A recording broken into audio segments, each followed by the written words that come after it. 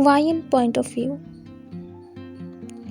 Amu says that it's a bad omen if a black cat crosses your path, but I never believed it. In actual, it never happened to me until I saw him. V.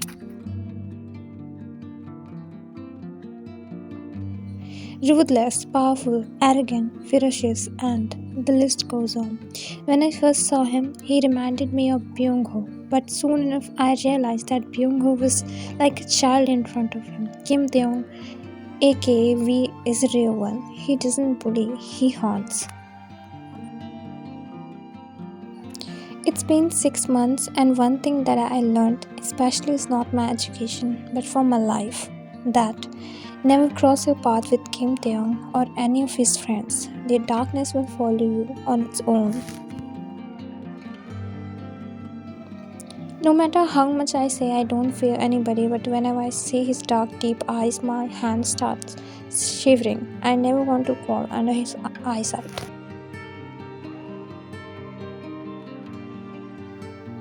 Mishu said that we don't share any subject with them. I remember I got so happy realizing I will never have to breathe the same air as him. But no luck works when you are in the territory of the devil. The day cook and his other friend shared one subject with us. Basically, the university is divided into two classes, upper and lower.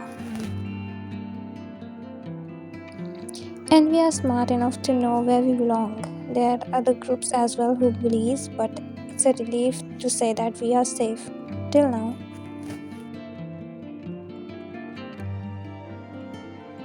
It was afternoon class. I fetched out my course book as I was about to put it on the front seat. It accidentally dropped with a thud, but it wasn't just thud. Another sharp sound echoed in the silent class. I gulped before picking the book. I slightly turned my head towards the direction and found him sitting like a predator. In front of him was Hyung-sik, the popular nerd, or better, his favorite victim. A sickening laughter echoed as Hyung-sik bent down to pick his spectacles, which fell down from the impact, landed on his cheek. He wore it with shaking hands. The professor arrived and the class began, but I couldn't focus just like other times. There's always one question in mind. What if one day I'll be in his place?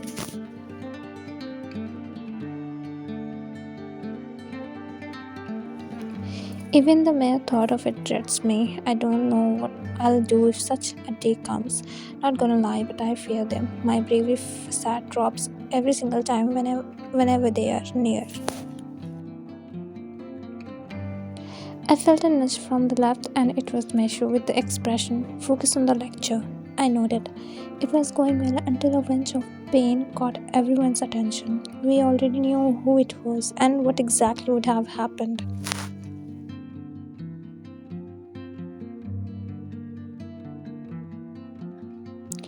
"Professor, Mr. Hyung-sik, do you have any problem?" The professor asked him while he stood up bowing and apologizing for something he didn't do.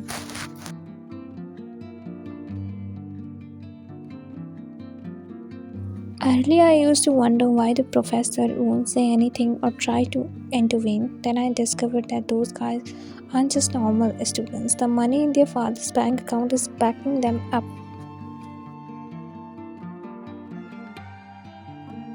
I was sitting on the table when a knock disturbed me.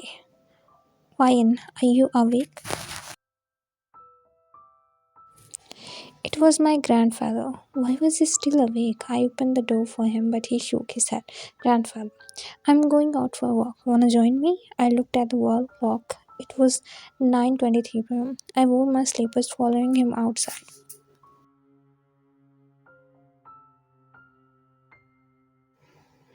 As soon as I walked out of the house, cool breeze hit my face, making me relax. It was a starry night. I was looking at surroundings when he spoke. "Grandfather, I heard you talking with your grandmother. You want to do a part-time job?"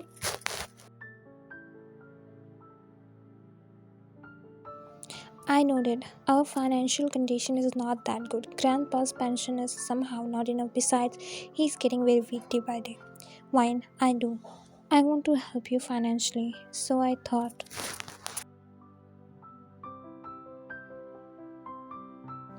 Grandfather, Ryan, he took a pause before continuing. I want you to focus on your studies only. Your yearly exams are around the corner. I have some savings and I guess that will be enough till your education. Ryan, but Dadu, grandfather, my child, you're not still old enough to take the responsibility on your shoulders. I'm here with you, and in return, you have to get good grades and then a good job. Then you can change things. I want you to have a secure future. Maybe then my son and daughter in law will be in peace.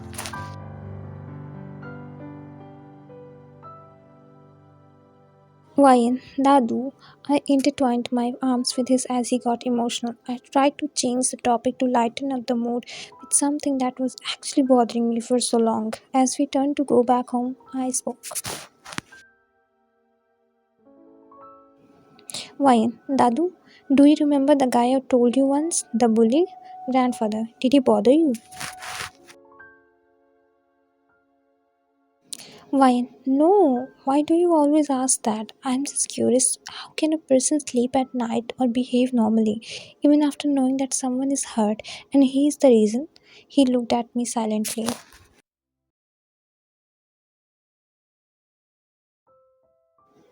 Ryan, I mean, I can't. I can't have the peace of heart if someone is hurt because of me. Sometimes I want to grab him and shower him with punches and slap because I know lectures are not gonna work for his dead brain.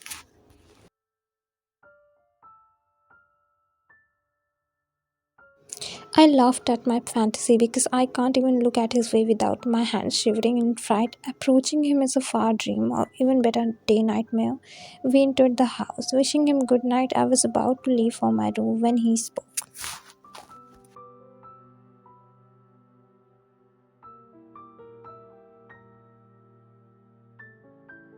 Grandfather, never argue with pigs, Wine. You'll both end up dirty. You will regret wasting your energy while they will only enjoy it. He walked up to his room while I stood there absorbing his words. It was like any other day in university. Awain sat on the table. Beside her was Mishu. They were having their lunch in the cafeteria. Mishu, so how is your grandmother's health now? Mishu spoke, her mouth stuffed with a cheese sandwich.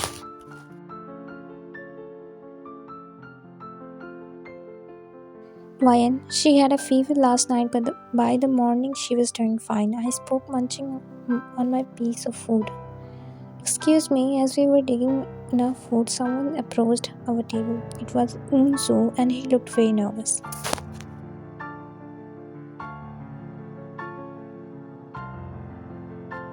Unsu, if you guys don't mind, can I sit here? He spoke, looking down. He's too introverted and shy type of person. We all know maybe that's the reason he gets bullied by anyone.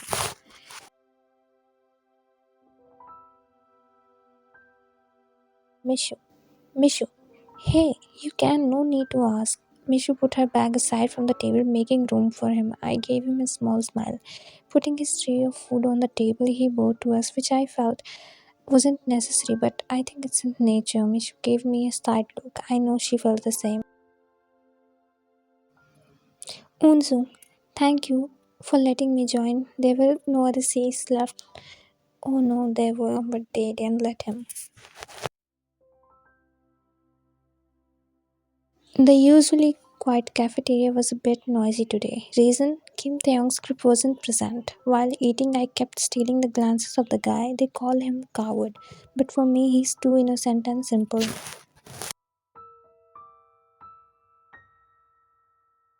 Why?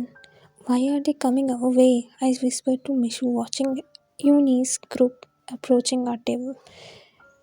Uni is a queen bee of our university. No wonder she's very beautiful. She's the ex of Jan Jungkook. It was rumored that they broke up because she was just using him to be near Kim Taehyung.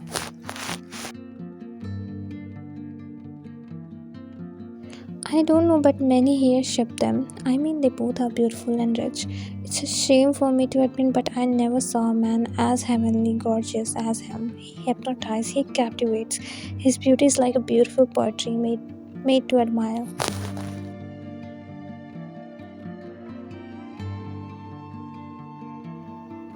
Mishu looked into my eyes, which already gave the answer. They were here for the guy. She looked into my eyes, and I realized our deal to never interfere in others' business. Mishu grabbed my hand, holding it tightly as the guy who was silently having his lunch was smacked from behind. He coughed. Uni, yeah, why didn't you make my notes yet? Are you perhaps avoiding my work? Unsu, I'm sorry, I was sick. I promise I'll give you by tomorrow. I bit my lips. My hunger suddenly died. The helplessness I felt was unexplainable. Ha! He threw her hands in the air annoyingly before his grabbing his hair in a fist, but the guy didn't make any sound. He was used to it. I felt Mishu's grip tightened on my hand under the table. I looked at her and she was chewing her lips. She does it when she's trying to control herself. Unhi, lazy ass. If my work didn't get completed by tomorrow, I'll make you run naked on the campus. Her friends laughed as she poured the glass of water over his head.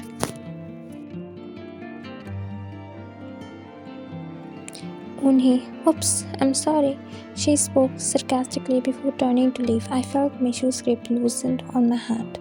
Before I could even blink, she grabbed her glass of water, splashing on Unhi's back. Mishu, oops, I'm sorry. She repeated the same words with the same tone. I gasped.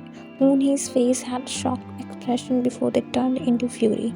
Unhi, you bitch. She marched towards Mishu to slap her, but before she could even touch her, I grabbed her hand. Ryan, touch my friend and I'll bury you alive. I twisted her hand behind, making her shriek in pain. Suddenly, the cafeteria was not so noisy anymore. I don't know where this much strength comes from, but I won't stay silent if someone aims at Mishu. I jerked her hand away. Her friends didn't try to intervene. I bet they didn't know we existed. Unhi, you thought, how dare you? She again marched forward, but her friends grabbed her hand and shook her head. She pointed at something. Many of the students were recording, and Unhi, being a pretentious, clean freak, would never want this. She glared at us. Unhi, this doesn't end here. I'll see you both. She gritted her teeth. Why? Yeah, I know we are both watching. I gave her a cheesy smile which infuriated her more. Ryan, what was that? I turned to Mishu. I still couldn't believe what we did. Mishu, what? She spoke, taking a seat. She fetched out a napkin, handing it over to the drenched guy. Mishu, I did nothing. She spoke when I didn't ask further. Unsu, you guys shouldn't have done that for me. They are not good. They will target you. Unsu spoke very low.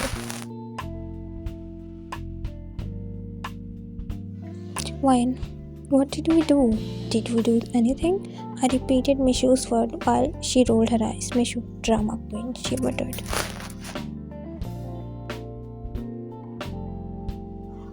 Unsu, I was never saved. Unsu spoke with a small smile, a painful one. Thank you so much. You guys are so courageous. Suddenly, I saw myself in him. Years ago, I was at his place, and then Mishu happened to me. Maybe it was the beginning of another new chapter. To be honest, I didn't regret it until our video gone viral. I hate attention, but watching someone burn was totally worth it.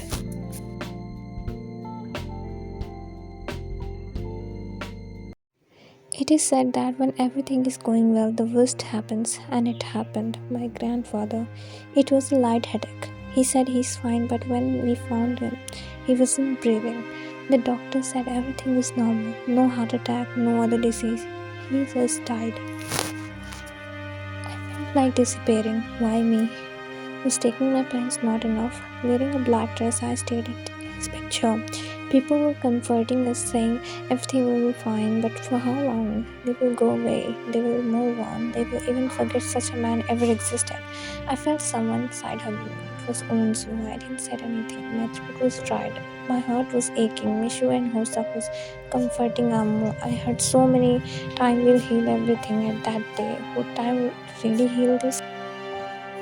From that day onwards, something shifted inside me, as if I was shutting my emotions. Nothing feels right anymore, just like it was my birthday today, but I couldn't feel the excitement I used to feel before. Even when I didn't want it, Hoshak celebrated it. It was a small party. Mishu, Unsu, Anna, Husak, and Amu. These were the people who really cared for me, but my heart was. I entered Amu's room after the party. She was already on the bed, ready to sleep. She shifted when she felt my presence. Wine, can I sleep beside you for the night? I couldn't sleep. I laid down beside her. The silence was comfortable, but we both didn't want this.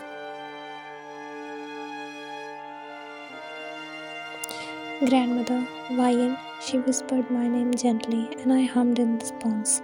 Your grandfather wanted to gift you a guitar. He knew you love it. I felt you prickle my eyes.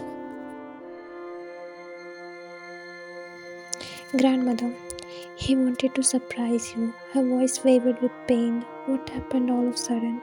She sobbed silently. I hugged her waist, letting her cry. Sometimes we should let out instead of holding back. We were having our lunch in the cafeteria when suddenly a loud laughter echoed. Hyung-sik was getting bullied again by the same group. We saw them taking him out of the cafeteria, leaving behind his untouched food tray. Mishu, poor him. He's so good in studies, but they never let him be in peace. I heard Mishu cursing the Kim Jong group. Unsu, I've seen marks on his body. Most of the time, he locks himself in the bathroom. I heard him crying silently. Unsu spoke, munching on his food. He's the roommate of Hyungsik.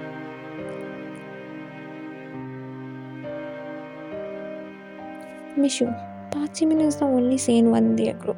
I never saw him disrespecting or even curse anyone. Wine. If he's that good, why is he with them? I spoke for the first time. For sure, I have never seen Park Jimin being involved in any kind of mess, but it just doesn't settle down with me that why he's still with them.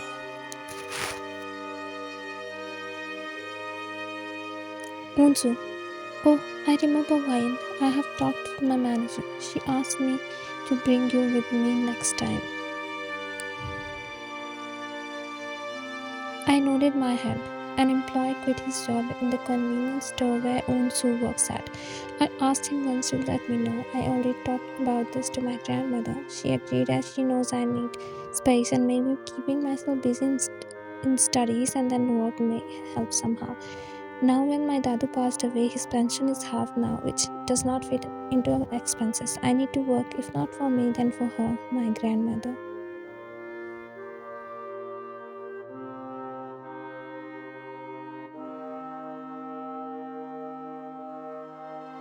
2 months have passed since I started working in 24/7 CVS. It was a popular one in the town.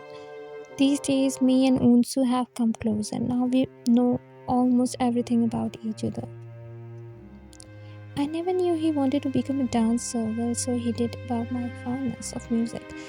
We have one similarity in between, that is our grandmother. He has a grandmother too who loves him a lot. He lives in a joint family. He had told me once that his aunt is a bit better, otherwise everything is cool. Maybe because his uncle is taking charge of his studies. Mishu, did he pick up? Mishu approached me. I shook my head. We were trying to reach out to Unsu, but he wasn't picking his calls. Strange. This never happened before. I remember in our last evening shift, he looked a bit tense too, but when I asked, he said nothing. Mishu, do you think he's sick? Mishu asked, but I really don't know. Keep trying, I'm coming back. She walked up to another table where Hyunsik was having his lunch silently. I couldn't hear them. I kept calling him, but he wasn't receiving. I hope he's fine. Wine, what happened? What did he say? I asked her as soon as she came back. Mishu, he said he doesn't know. Wine, what does that mean he doesn't? He shares the room with him. Unsu is not here and he is not even picking up calls. Why? Let me go to him. Mishu grabbed my hand, stopping me. Mishu, let's wait for some time. Maybe he's busy and that's why he's not responding. Hmm? I nodded. She's right, but there's an unsettling feeling inside me. I packed my stuff. Everyone was leaving the classroom. Mishu walked ahead while I was behind her. Why?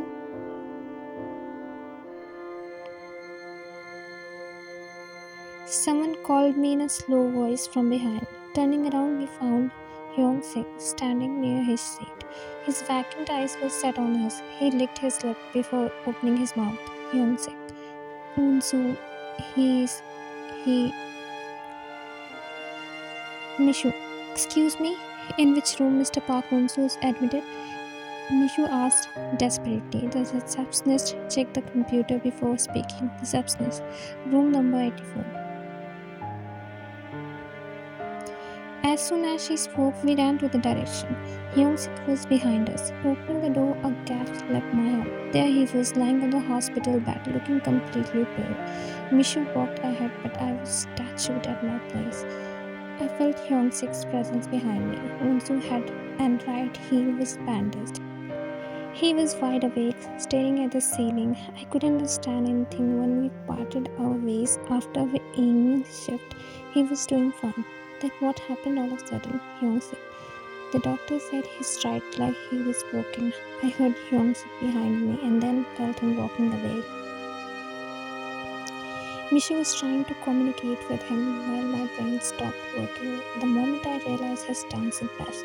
With a panic emergency, I turned on my heel, making a run out of the room. Then I saw him walking out of the hospital. Hyung-sik. Why? Stop. I held his hand, stopping him. He looked at my hand, which was holding his, but I wasn't intending to leave it until he answers me. Why? What exactly happened? Don't you dare lie to me, Hyung-sik. He slipped off the rooftop. He spoke plainly. Wine, bullshit. You said and I believe you, Hyung-sik, but that's the truth. He really slipped.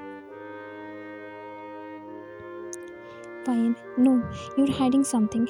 He's scared of heights. What was he doing at the rooftop late night, Hyung-sik? He slipped quiet before he looked away. I'm sorry, I couldn't help him, even when he was just taking a stand for me. I frowned at his words.